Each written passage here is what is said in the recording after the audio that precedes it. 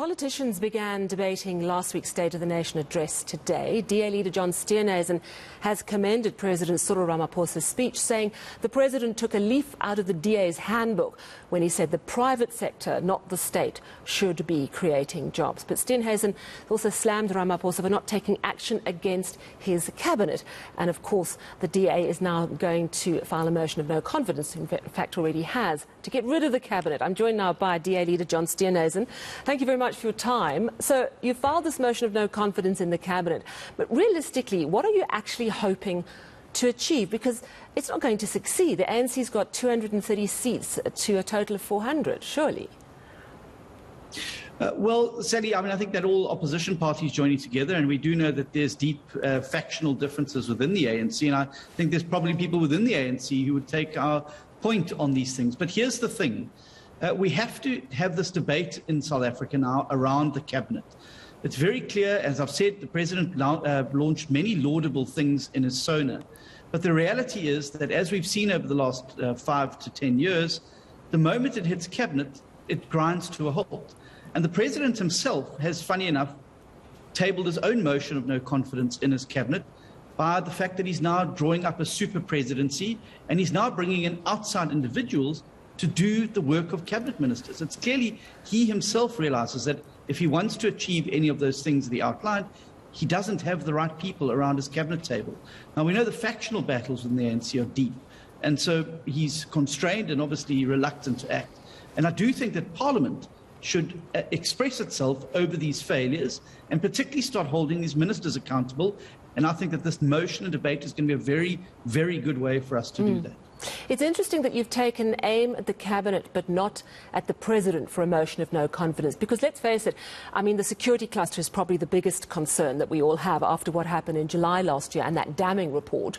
But the president himself was chair of the National Security Council, and that National Security Council didn't meet in the build-up to the July unrest. Here's the thing, Sally. I'm not prepared to put a motion of no confidence in Cyril Ramaphosa because, frankly, the options that would replace him are too ghastly to contemplate for South Africa. As I said, I think he made some good noises, not all of it, but certainly more so than any ANC leader before him, around the reforms and his acknowledgement that it is the private sector, not government, that's responsible for jobs. I'd like to give him the benefit of the doubt in terms of both supporting that reform agenda in the House, but also making sure he's got the right people around him to succeed. And that is why we're not putting a motion of confidence in the president, because I don't want to see President Didi Mabuza, President Lindiwe Sisulu. I think that in politics, it's always a question of compared to what. And compared to what's waiting in the wings in the ANC, I think that this is the right move to be making. It's interesting that also coming out today is the fact that the president has now written back to the Standing Committee on Public Accounts, as he was asked to do so, to give a written reply to explain his comments from a leaked ANC-NEC meeting which took place in March last year. The president has now confirmed. Now, in that leaked voice note, he is suggesting that he had clear knowledge of misuse of public funds for ANC campaigns. His response that we have read is that some of this information was already in the public domain, and he quotes the SSA high-level panel review report and along with testimony at the State Capture Commission. Do you find his response satisfying? Well, obviously, I'll have to study it more closely. We've been very consumed today with the response to the Sona. But here's the thing. If the president did know and didn't report, that's actually technically an offence, a criminal offence in terms of the Prevention of Organised Crime and Combating of Corrupt Activities Act. And it would certainly be very serious. But again, let's look at the situation. He was reported to Scopa by a member of the opposing faction in his own party. And so we must also be careful that these factional battles are not being used to drive certain agendas of individuals. I think there has been investigations. There must continue to be investigation. Scopa must do its work. And Parliament must do its work, and if he's to be held accountable, he must be held accountable. But certainly I don't think he's helped by this coterie of ministers, the lame, lazy and the useless that are around him and compromising South Africa. And it's not just the security cluster, it's the economics cluster. Speaker after speaker today has basically walked away from the president's announcements of last week around the importance of the private sector. So it's going to be very important for him to surround himself with people who actually share his vision for South Africa. And I'm afraid his current cabinet just doesn't cut the mustard. So in that letter that he sent to SCOPA, the Standing Committee on Public Accounts, he also mentions the so-called grabber incident. And that, of course, is the one where the police commissioner, Kehla Sitole, was denying the police watchdog IPID access to files over that issue.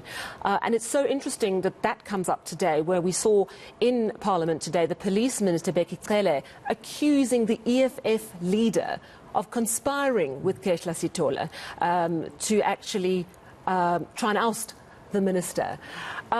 What do you make of what that's all about? I mean, do you see that as a security cluster in disarray? Do you think that it is Bheki Cele fighting for his political survival? Without a doubt, and I'm less concerned about the spat in the House with Mr.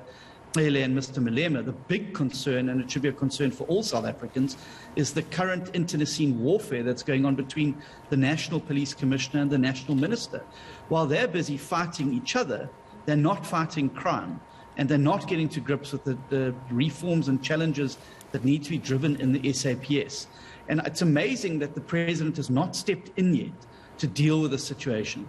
It's not sustainable to have a situation where your two top individuals responsible for fighting crime in South Africa are busy fighting each other. And I think it's been left to fester too long. And I think now you're starting to see these conspiracy theories come out as the Sitole forces square up against the Cele forces, and all the while the people and their needs and their security is completely forgotten or pushed to the periphery.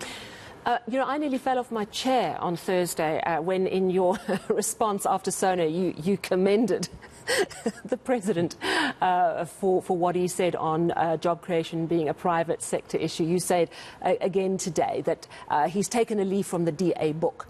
Peme Majudina, ANC Chief Whip, saying, no, we didn't. We have different views, but different visions. Talk to me about what now, because if there is an alignment between the DA and the ANC, though of course one has to ask how far that would go within the party, how should we capitalise on this? What should happen next? And do you see an alignment of vision between yourselves and the ANC on this? Sally, let me be clear. I mean, this is not an alliance or any form of coalition or anything like that. It is giving expression to what the DA has been saying for the last few years, where we agree with the President, where he drives a reform agenda that's going to get people into work, where he's going to tackle poverty, where he's going to grow our economy. We will support that. I've said it in the last 3 Sonas to him, that we stand ready with our votes in the House as the official opposition to vote with him on any of those reform agendas. So this isn't a blank check to the ANC. It's where we agree with them on things. There's some things we fundamentally disagree with them on, things like the localization policy, things like NHI. And obviously those are things we will not support. But I do want to say that there comes a time when you've got to put the interests of the country first.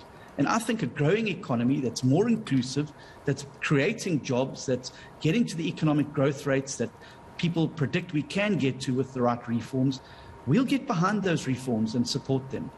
We are a constructive opposition. We don't want to see the destruction of South Africa. We want to see South African prospering. And we will work with any party that shares that vision and those values. But it's not certainly a blank check. It's not an alliance. But it is a signal to the President that when he does the right thing, we will support him. It's not just about being a slavish opposition and opposing everything. It's about opposing the things that we disagree with, but sitting around the fire and sorting things out on the areas where we can find agreement. And I think the President was absolutely spot on for the very first time from an ANC leader, speaking up the role of the private sector and job creation particularly.